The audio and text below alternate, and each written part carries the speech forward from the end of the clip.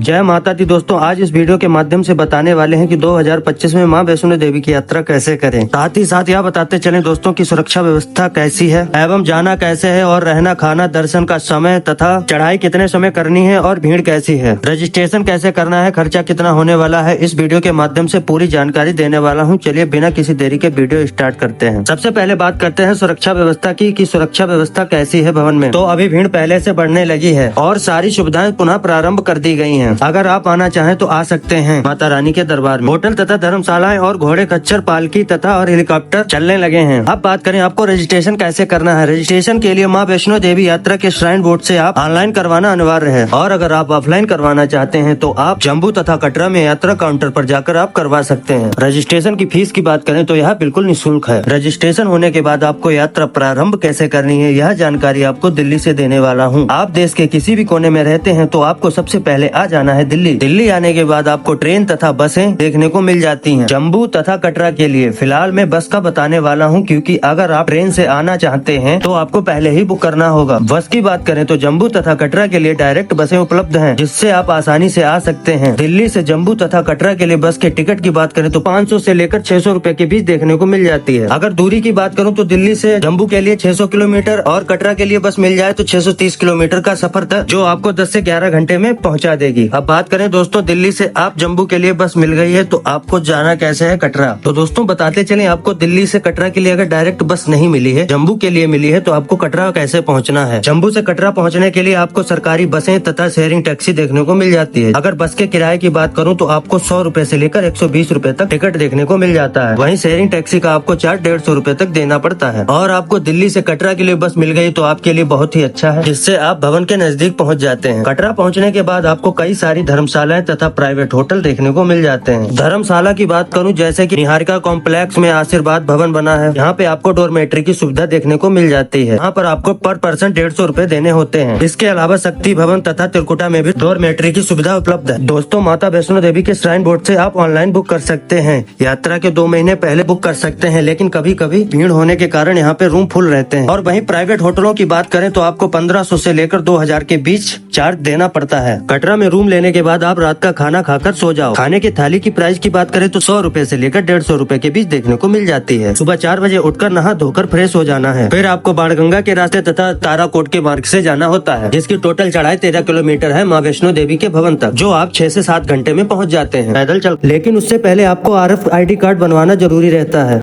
कटरा के मेन चौराहे के पास RFID कार्ड का काउंटर बना हुआ है, आप वहाँ से बनवा ले। यह आधार कार्ड की मदद से बिल्कुल निःशुल्क बनता है। इसे बनवाना अनिवार्य रहता है। इस कार्ड को बनवाने के बाद आपको 6 घंटे के अंदर ताराकोट मार्ग या बाणगंगा चेक पोस्ट पार करना रहता है। अब बात हो गई RFID कार्ड कैसे बनता है। अगर आप चढ़ाई नहीं करना चाहते हैं तो घोड़े खच्चर पिट्ठू और पालकी तथा हेलीकॉप्टर की सुविधा उपलब्ध है। इनके सभी किराए की बात करूँ तो घोड़े तथा खच्चर का 1200 से लेकर 1250 रुपए के बीच और वहीं पालकी का रेट 3200 से लेकर 4000 के बीच होता है तथा पिट्ठू का 300 से लेकर 500 रुपए के बीच चार्ज करते हैं। अब बात करें हेलीकॉप्टर के रेट की तो आपको 2100 रुपए देखने को मिल जाता है। और हाँ, जितने भी रेट बताए हैं भवन के एक तरफ के रेट हैं। अब रेट की बात हो गई तो पैदल यात्रा कैसे करनी है वो बताते चले। भवन जाने के लिए 2 रास्ते बने हुए हैं, एक बाणगंगा मार्ग और दूसरा रास्ता है ताराकोट मार्ग बना हुआ है। अगर आप पैदल यात्रा करना चाहते हैं तो दूसरा वाला रास्ता ताराकोट आपके लिए बेस्ट होने वाला है। वहीं आप बाणगंगा वाला मार्ग भी ले सकते हैं लेकिन इस रास्ते में घोड़े खच्चर बहुत चलते हैं। भवन पहुँचने के बाद वहाँ रुकने की क्या व्यवस्थाएं हैं उसके बारे में बताते हैं। मेन भवन की बात करें तो भवन के पास आपको कालिका भवन और श्रीधर भवन बने हुए हैं जिसका किराया डबल बेड का है 2400 और 4 बेड का है 3400 रुपए। इसके अलावा वैष्णवी भवन और गौरी भवन बने हुए हैं जिसका किराया है डबल बेड का 1100 रुपए और 4 बेड का है 1600 रुपए और 6 बेड का है 2300 रुपए देखने को मिल जाता है। और अगर आप सस्ते में रुकना चाहते हैं तो आप मनोकामना भवन में डोरमेट्री की सुविधा उपलब्ध है जो 150 रुपए में देखने को मिल जाती है। अब बात करें माता रानी के भवन के पास क्या सुविधाएं फ्री में देखने को मिल जाती है। यहाँ नहाने के लिए घाट बने हुए हैं जिसके लेडीज और जेंट्स के लिए अलग अलग है, जो नहाने की व्यवस्था काफी अच्छी है। और यहाँ पर लाकर की सुविधा मिल जाती है जिसमें अपना सामान सुरक्षित तरीके से रख सकते हैं। इसके अलावा आप कंबल भी ले सकते हैं जो 100 रुपए में मिल जाता है और आप जब रिटर्न करेंगे तो आप 100 रुपए वापस मिल जाते हैं। और दोस्तों अगर आप फ्री में रुकना चाहते हैं तो आपको मनोकामना भवन के नीचे हाल बने हुए हैं। यहाँ पर आप शाम को 7 बजे से लेकर सुबह 9 बजे तक रुक सकते हैं। इसके अलावा दुर्गा भवन में भी हाल बना हुआ है, आप वहाँ पर भी रुक सकते हैं। चलिए अब बात करते हैं दर्शन की टाइमिंग की। सुबह 5 बजे से लेकर दोपहर और फिर शाम को 4 बजे से रात के 9 बजे तक दर्शन कर सकते हैं। उसके बाद भैरव बाबा के दर्शन के लिए 2 किलोमीटर की यात्रा पैदल तथा घोड़े और रोपवे के माध्यम से कर सकते हैं। घोड़े की चार्ज की बात करें तो 300 से लेकर 400 रुपए के बीच लेते हैं। और वहीं आप रोपवे से जाना चाहते हैं तो आपको मनोकामना भवन के पास आपको टिकट काउंटर देखने को मिल जाता है। यहाँ 100 रुपए से पर पर्सन पड़ता है, जो दोनों साइड के लिए है। रोपवे की समय की बात करें तो सुबह 7:30 बजे से शाम 5 बजे तक चलते हैं। बात करते हैं खाने पीने की। अर्ध कुमारी, हिमकोटी मार्ग और भवन के पास ही बहुत सारे श्राइन बोर्ड के भोजनालय बने हुए हैं, जो आपको खाना बढ़िया तथा कम रेट में देखने को मिल जाए। और वहीं आप फ्री में भोजन करना चाहते हैं तो बाण गंगा मार्ग पर गुलशन कुमार जी का फ्री लंगर चलता है और ताराकोट मार्ग पर श्राइन बोर्ड का लंगर चलता है। इसके अलावा भैरव बाबा मंदिर के पास भी लंगर चलता है। अब बात करें माता रानी के भवन में होने वाली अटका आरती के बारे में।